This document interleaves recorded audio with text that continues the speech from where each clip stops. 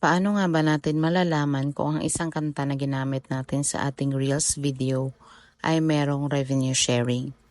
Marhaba guys!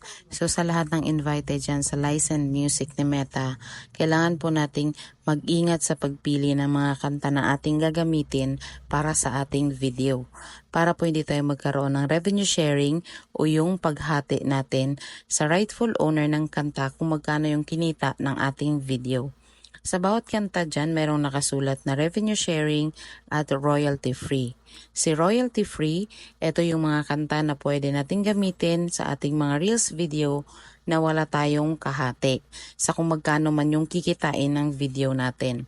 Samantalang kung yung kanta na gagamitin natin ay mayroong nakasulat na revenue sharing, ibig sabihin po nun ay magkakaroon ng kahati or bibigyan natin si rightful owner ng kanta kung magkano yung kikitain natin sa ating video na yun. Sana'y nakatulong, please follow and share. Mas salamat!